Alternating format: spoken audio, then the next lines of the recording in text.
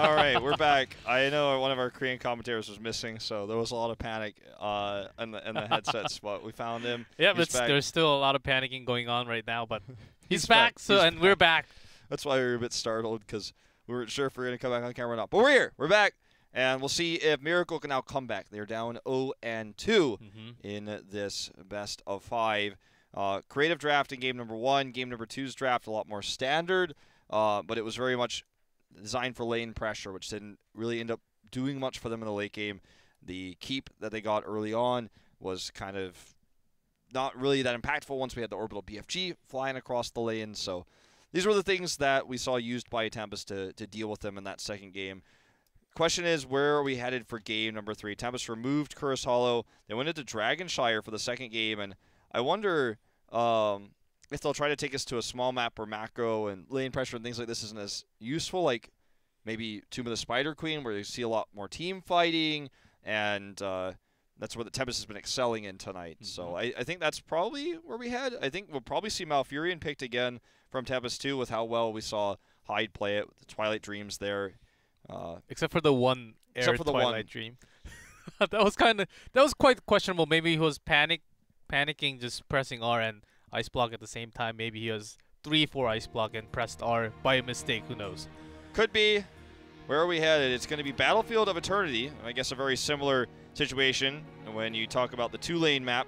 Not as much macro or Merc pressure that you can use to get massively ahead on this one. There's definitely macro to be discussed, but the MVP style is not going to be as powerful here.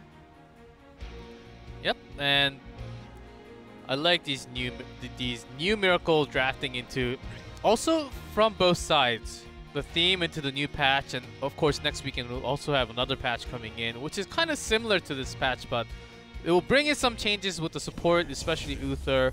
But even the Korean teams, what we see today from the draft, the feeling that I'm getting, they don't have a complete understanding of the meta. As I'm not saying I have the complete understanding of the meta, but they're drafting into a style that kind of seems like, is this going to work? Let's try it. But sometimes it works, sometimes it's not working for both of the teams. And I think Tempest is not like dominating both games that they're winning 2-0. Just at the end, Miracle is falling short. That's what's happening right now. Yeah, I mean, I think you summed it up quite well. Like, I don't even have anything to add, but let's see what they decide to prioritize in this one. They have first pick again.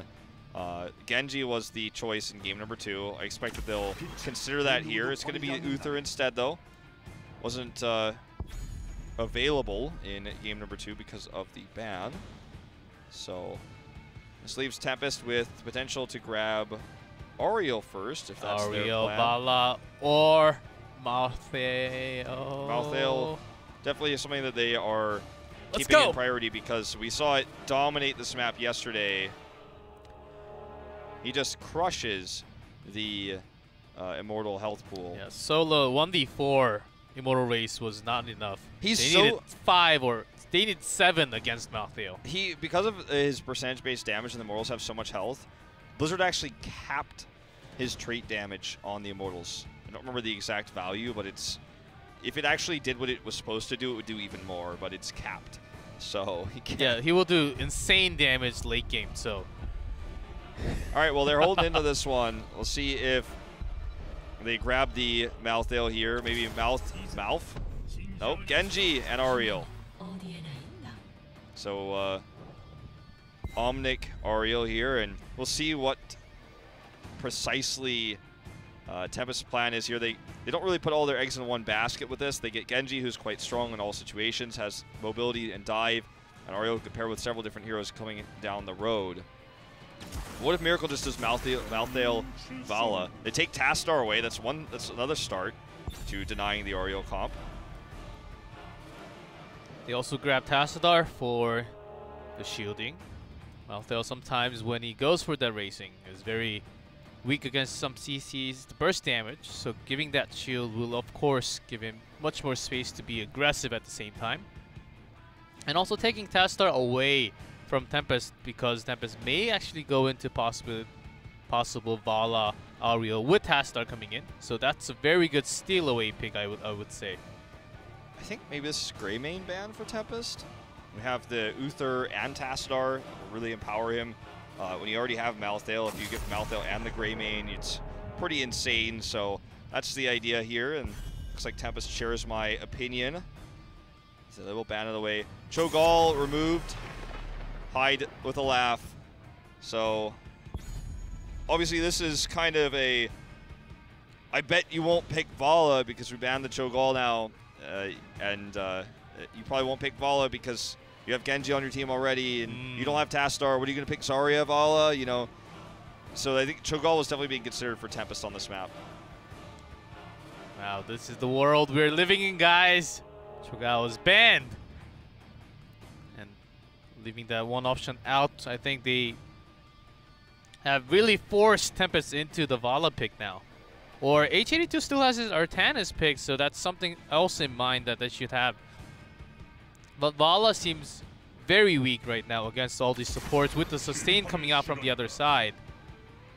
And they're the one actually who banned Greymane. So the pair up with the Tyrael cannot happen.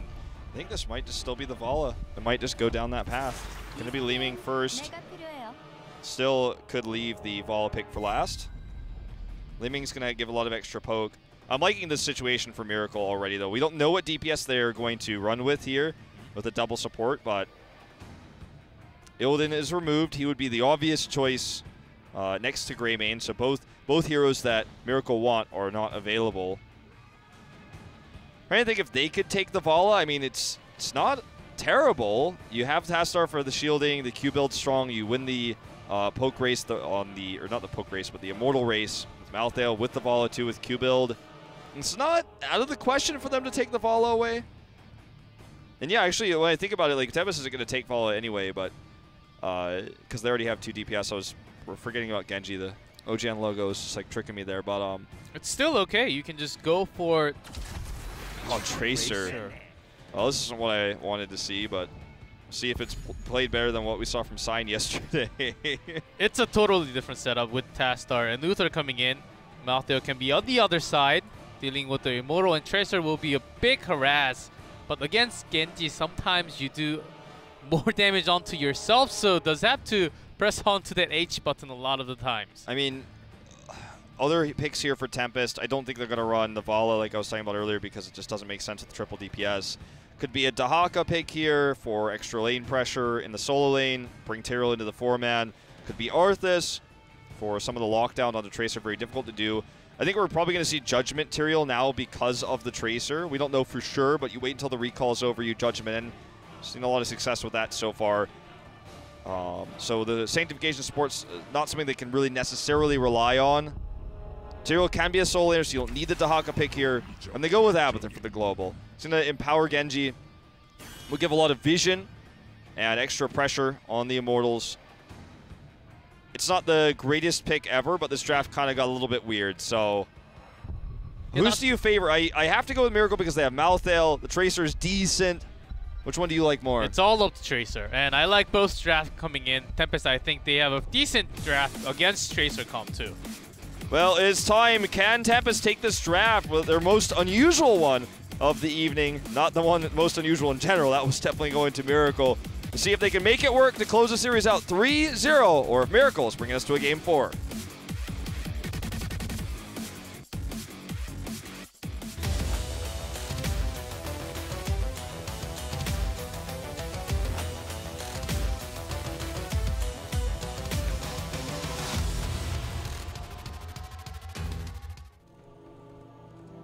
In blue, it is Team MVP Miracle. Down 0-2. Judy is on Muradin, Dami on Malthael, Jaehyun on Uther, Crazy moving on Tassadar, and Sniper on Tracer. In red, Tempest, Hide on Ariel, Hunkono on Genji, Lockdown on Leeming, Sign on Tyrael, and H82 on Abathur. Okie dokie. Teams who have left Malthael available on this map have paid the price in HGC Phase 2 for Korea. And we'll see if this trend continues.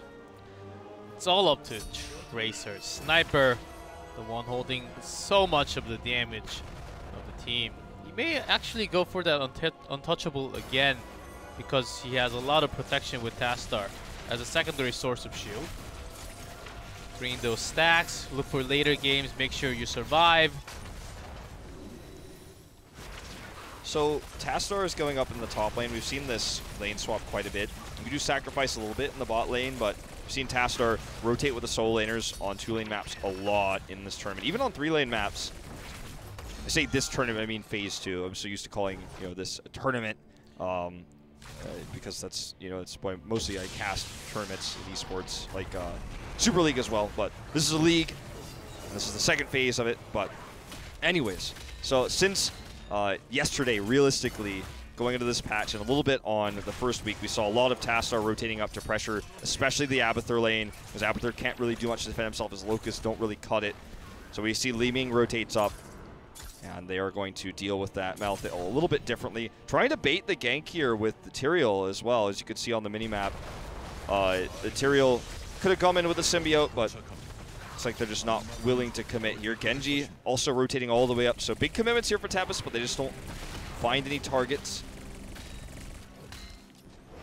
Yeah, they're possibly looking for the punish when they're making the rotation. They do spot Tracer, but they have to go. Are they not going for the defense? They're rushing in. They're going for the race instead this time.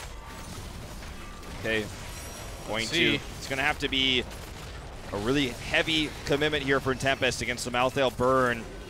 They do get a 3K lead for the time being. They do have a lot of poke, also with Lockdown's poke from Li Ming on the other side, but look at the edge bar going down on the red immortal down there. Yeah, if they get zoned away like this, even slightly for a brief period of time, and Lockdown can't do his range damage, Honkono not the greatest at poking at it, then suddenly they start to lose out, as Malthael is just sitting there on his own, soloing it.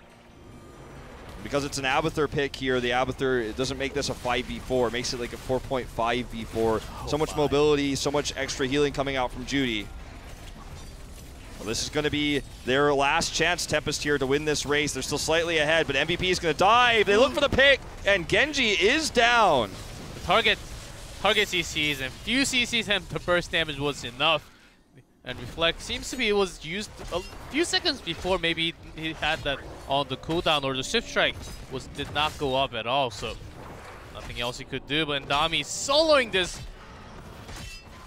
Down it goes eventually. That's exactly why Malthael is so strong on this map. But in other regions, there were lots of times where he actually lost over last night. So let's see how Tempest can play against this Malthael. Maybe they just went there to take off all the shield onto the Immortal for the beginning of the part, because they knew that it was going to be very hard to actually defend and win.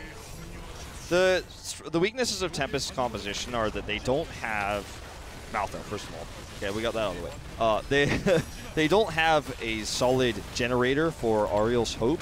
They don't have a high attack speed hero. They don't have a massive burst damage hero. Li Ming can generate a little bit. It's mostly been Honkono who's been the way they're trying to build it with his shurikens. He didn't even go into shuriken mastery, by the way.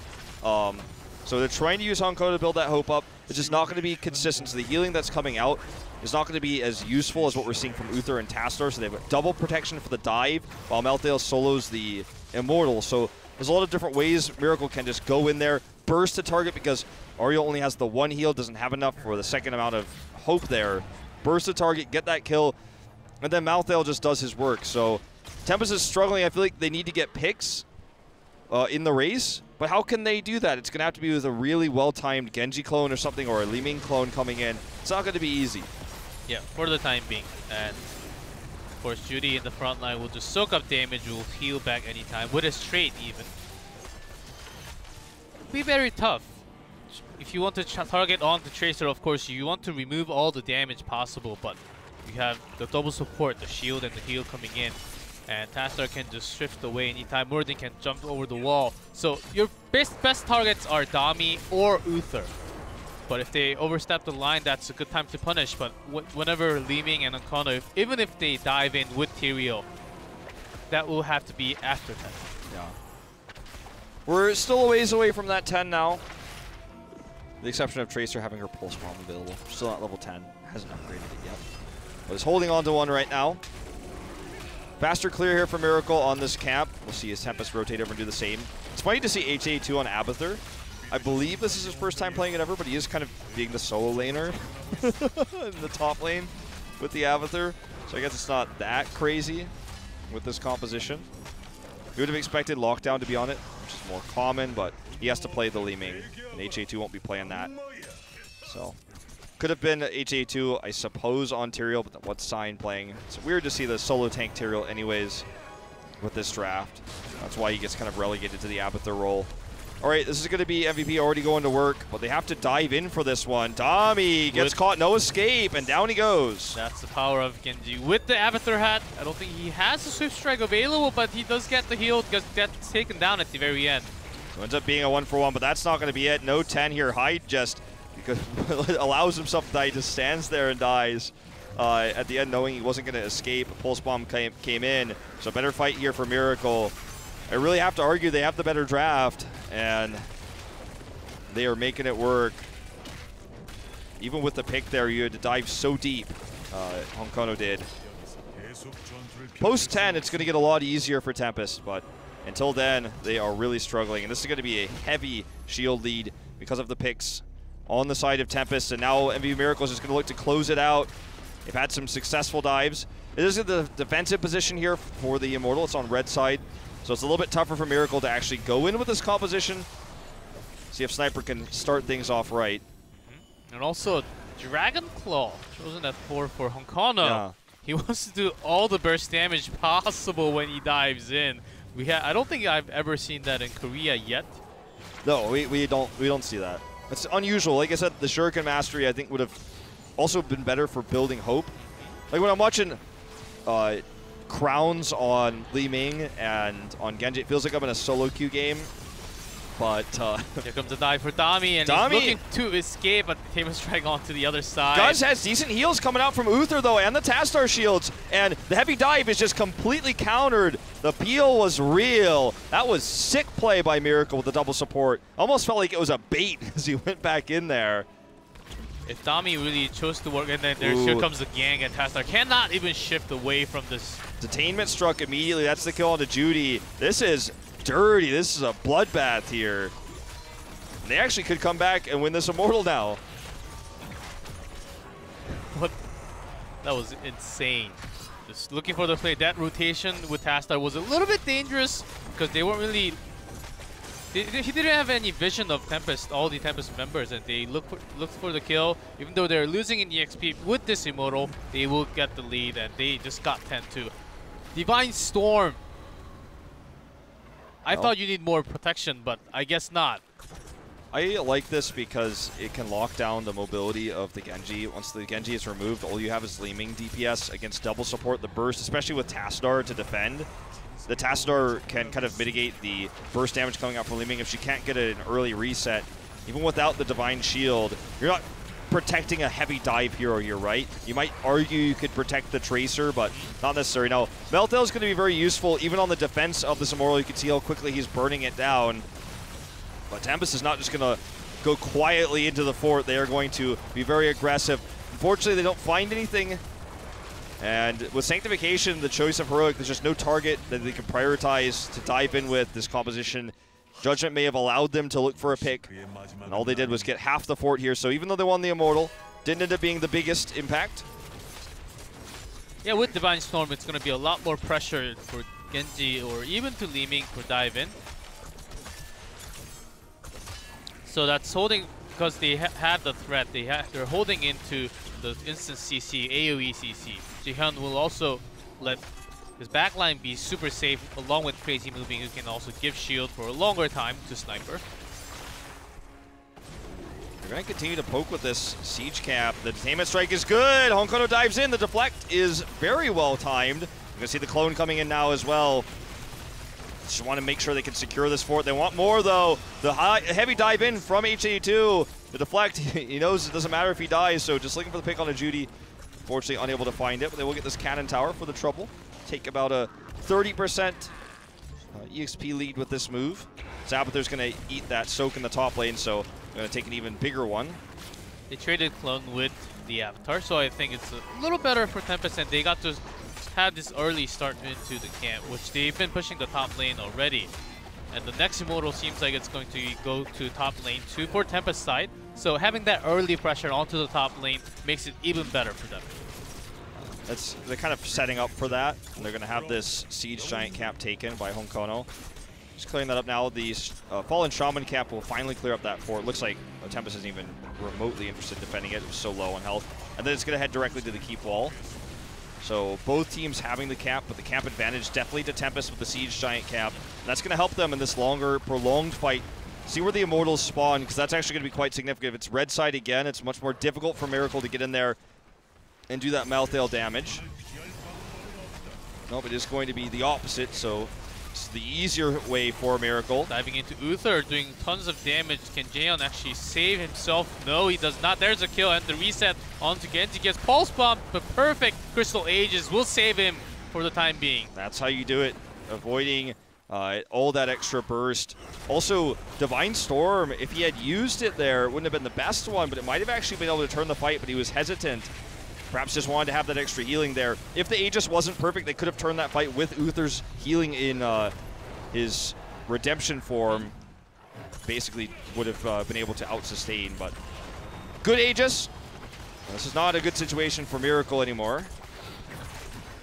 As you can see, even with the Malthael damage, they end up losing halftime by 6K. Even on the Red Immortal being on blue side, where they had the free damage, they still weren't able to catch it up. But the respawn comes in for Jaehyun. We're on even talent tiers here. They can definitely turn this around. This is the harder one for them, though, when the Immortal does switch sides and is now on the red side. Notice the positioning of Jaehyun. He's looking for that big move. He's diving in alone. See, if you try to do that and get yourself killed without using that storm, it's going to cost you big. See that deflect damage from Tracer's auto attack signs, killing him some damage from the front line for the time being. The percent damages are coming in with the E every single time. Sign dives in, does have the sanctification. Ooh, Archon is popped here very early from Crazy Moving. That's going to be unfortunate, as he doesn't have the extension of that at 20 just yet. He's going to do a little bit of extra damage, runs over and auto attacks this. They want to dive in and make this happen. They want to seal this out. Honkono's coming in, though, forcing that dimensional shift to be used here for Crazy Moving. He does go down as HA2's clone is going to help out. Another good Aegis here. That's the double. And MVP Miracle is now really struggling as Honkono pops his Dragon Blade. The heals are coming out to try to protect Judy, but the reset comes in. They'll disintegrate. It's only the heals that keep him alive, but this is now going to be a 1 Immortal for Tempest. As you said, the lane was kind of preset for that, and they go pretty much directly to the keep wall. Yeah, because they pushed this so far, it may actually, it chooses the healthier lane, so it may actually go down. You never know. Yeah, I'm actually not sure. We exactly see the structures, HP on the bottom lane and the top lane. Well, both are pushed, so I guess it doesn't really matter at this situation.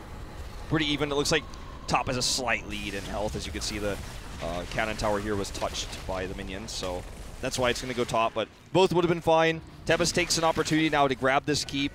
They have a decent amount of siege with Li Ming, who will now have 16 for Mirror Ball, and will be able to use that to poke really hard. So may look for Diamond Skin again, but less likely here. So we see lots of situational Malthael, because does the percent damage, it's super good when he has a chance to solo dive in, but when the other team does not let him do that, when the Immortal is onto the other side, that's why Malthael is not.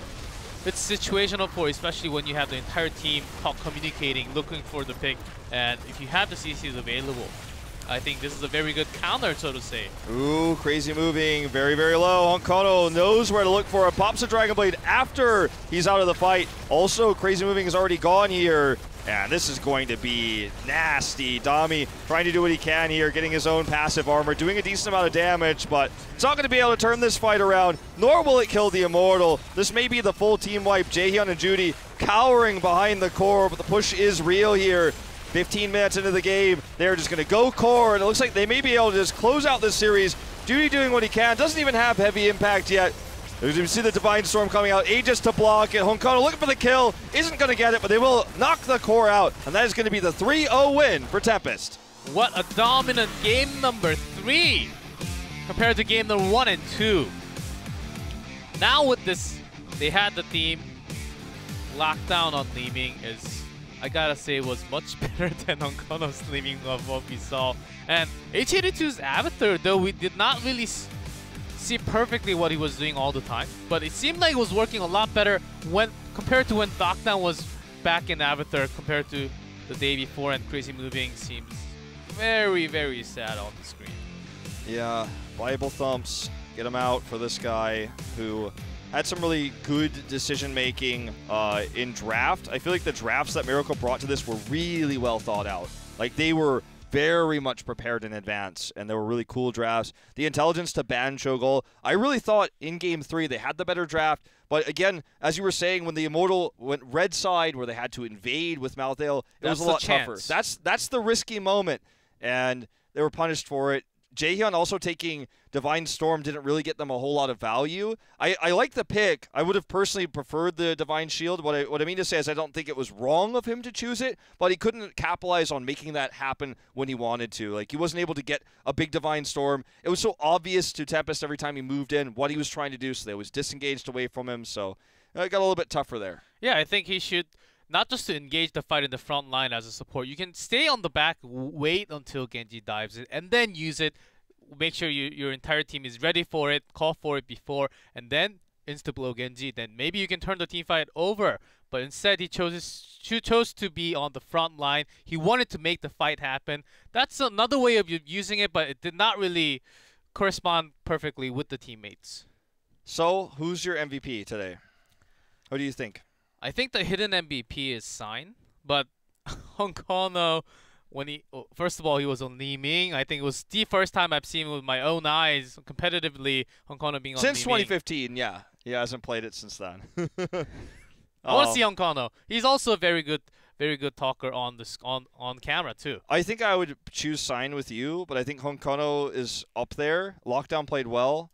The HA2 is definitely, in my eyes, not deserving of MVP tonight, but we'll see who they choose. Feels like a Honkono, but I'm hoping for the Sign, for my own personal greedy Sign voice listening needs. I don't know where I'm going with this.